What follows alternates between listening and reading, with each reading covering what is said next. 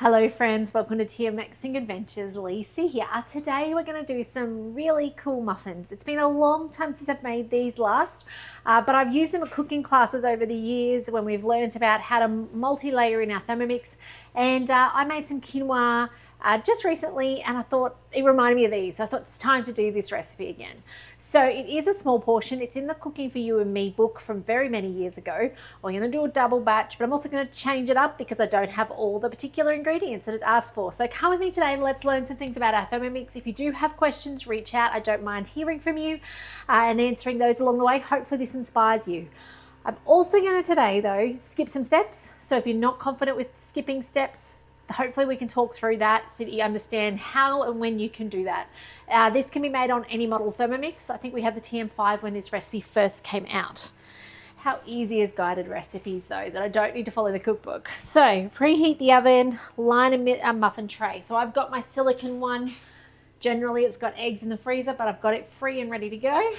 And it normally says to do some cheese. So I've got some Parmesan cheese. Now I'm going to double this because my kids eat a lot. So I'm going to go about 80 grams of Parmesan. I'm not being too particular. Actually, I'll probably go 100 just because it uses the half the pack that's left. So I've got half, like a block left. Normally I'd actually have this already pre-grated. We tend to get our blocks home from the shops and pre-grate, but not today. That's okay. Oh, I'm the wrong way round. Okay, never mind. I don't really care that I'm the wrong way round. It might just be a little saltier with the Parmesan. Should I pull it out? Should I not? Okay, we'll pull it out. So my thinking behind that is it's supposed to be cheddar and 80 grams, Parmesan 40. So we will take half that out because I'll save that for another day. And I don't want to make it too salty because I am going to do some things with swapping in stock and things like that. So that'll do. That still gives me a quarter left for another time. Need to get my brain to slow down and read the recipe. Now you understand why, pre-guided cooking, why I struggled so much cooking, right? Oh, the brain just goes at a different speed. All right, so let's put into the bowl now our cheddar cheese. We'll just hit the tear button. I just have Tasty, okay? Gonna go for 80 grams. Cut it into chunks. Now we are gonna shortcut this recipe a lot. Okay, so I am one for if I can see a way to make this happen faster and be out of this kitchen faster, I will do it. So today, we're not going to mill this down. We're going to just keep on going. Okay, that'll do. Next. So it says grate it. We're not going to worry. We're going to go skip. Transfer to a bowl and set aside. We don't need to do that because it's still in there. And then normally you'd put your water in and you would cook your quinoa. I have cooked quinoa ready to go already. Really handy to have on hand if life is hectic and you need something for the week ahead. Get your quinoa in your simmering basket, put some protein on top, some meatballs or chicken or whatever on top, and then you've got your base to be able to make stuff through the week. Hot tip. Insert the simmering basket. So we're skipping this. We're skipping the cooking of quinoa. However, we do want to know 60 grams of dry was what we first started with. Skip that. Rinse and dry mixing bowl. And now we got some herbs. This is where we want to kick back off into the muffins. If you haven't got cooked quinoa, you'll follow that step. You can double it if you like, okay? So we've got some flat leaf parsley. I got curly because that's what I've got. And some spring onions. Don't have that, but I have some chives. In that goes. You could use like some dry Italian herbs if that's what you've got. It says to chop. I'm not going to do that yet. Skip. Scrape down the sides next. Add zucchini. Now, I'm out of zucchini, which is a shame. I do have a carrot, which I'm going to chuck in. Okay. Don't know how much it's going to weigh. A lot. We are doubling, remember. But I'm also going to add something else in. The only other thing I had on hand in the fridge was what's this called? This thing. Capsicum. So I'm going to use it. So usually I've actually got zucchini in the freezer, which would have been perfect, but not today, which is a shame, but that's okay. Hopefully the kids will still eat it even with the extra color. I think the color will actually be lovely in it. I'm a little over what's required, but that's okay. Now at this point, this is the end of my ingredients that require dicing down. Okay, so right now I'm actually going to chop and get this chopped in. Now because I haven't chopped the cheese, I haven't pre-chopped all those other things along the way, it's going to take longer than 3 seconds speed 5.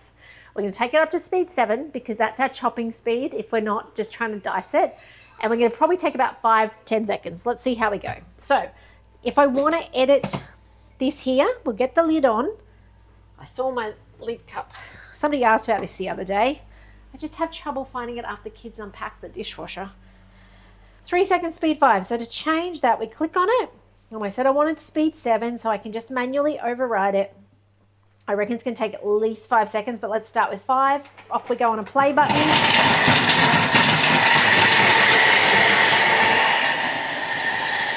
Now you could add whatever you want. You could have added broccoli, you could have added a handful of spinach, like honestly, whatever you would like to do, okay?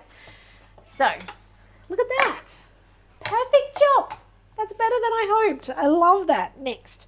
Now we're going to add. So it's got some ham. Now you could use leftover roast meat. You could add bacon, which is what I'm going to do. You use whatever you've got on hand, okay? Don't feel stuck to what it says here. So I don't know if I've got enough. Let's see. Oh, not quite, but that's enough. It'll be enough to add a bit of flavor to it. The kids, it'll hopefully be enough to hide the veggie flavors so the kids will eat it. Okay, 1 egg and then 1 egg white. So I'm actually taking that as I'm doubling it. So I'm going to put 2 egg whites. I'm actually just going to put a 3rd egg in. Okay, that's how I'm going to see that as far as our binder goes. So I'm not going to put, I wouldn't bother splitting an egg and putting an egg white in. I'm happy to add that little bit of extra into it. And then now it says salt. Now when we see salt in a savory recipe, that is our little reminder that we actually want to put in our veggie stock paste. So it's got 1 pinch, so it's not going to be a huge amount. Remembering we also have our Parmesan. So I'm going to go for about half a teaspoon, okay? The Parmesan is going to be salty, which is why I said, you know, being mindful of our Parmesan. And then some pepper.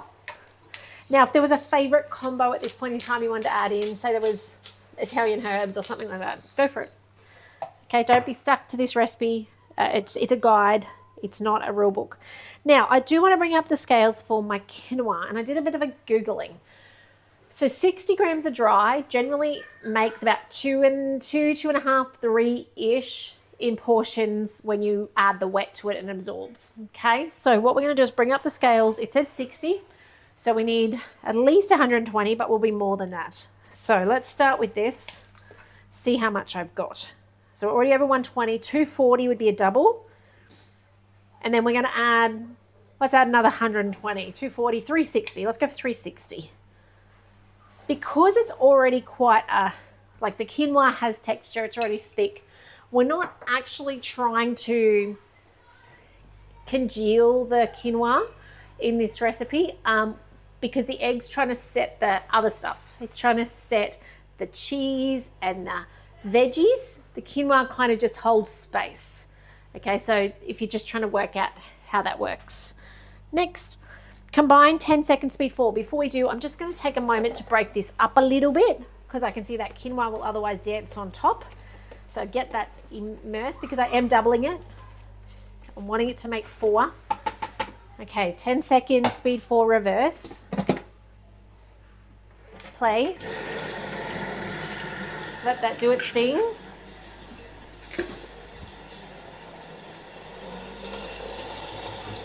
And then we're going to put it, how good is Thermomix 10 seconds where you can put things away and get sorted in your kitchen?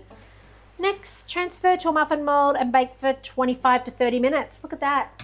How good is that? Easy peasy. And there's no flour, just your quinoa. So it gives it nice substance, perfect for lunch. You know, if you want to take something to work or lunch boxes, things like that. And yeah, done. So simple. And as I've shown you, don't feel stuck. Don't feel like, oh, I don't like zucchini, I have to do zucchini. No. Do what you've got on hand. Just bearing in mind that if you don't want that to be the dominant flavor, add something like a meat that is then going to become the dominant flavor for you with that cheese. Okay, that's just the tip, is to add something that gives it a dominant flavor. Now, these will not rise significantly. You will find they will somewhat stay flat because there is no rising agent in them. The egg will puff a little bit. So it does mean, though, that you can fill them to the, the top of the container safely. and I'll go around and just chop these up now. But there's another recipe to add to your repertoire of things to have. They freeze beautifully, so if you want to put them in the freezer afterwards, airtight, then they're ready to grab when you just need something quick running out the door and maybe you don't have brekkie. So a great option to have on hand and easily made in our Thermi, which is so cool. Regardless of what model, you can make this in your Thermomix. If you have the old-fashioned books, which you don't need to have because on Cookidoo, but say you did, it's in the Cooking for You and Me, and I've doubled it today and tweaked it, which, you know, that doesn't surprise you guys because that's what I do sometimes because you can. So there you go. Give this a go. Let me know what you think. If you've made it before, I'd love you to claim that you have. I'd also love you to share these videos with your friends and family who have a Thermomix and need to know they can easily make things like this with their Thermomix. Okay? It is so easy once you've seen how. Sometimes it's just that confidence to, you know, watch someone do it and then go, oh, I can do that too. So I hope that helps you along with your Thermomixing journey. If I can support you with your Thermomix, do reach out. If you have questions, I do love to hear from you. But otherwise, take care, and I'm going to see you in the next video soon. Bye for now.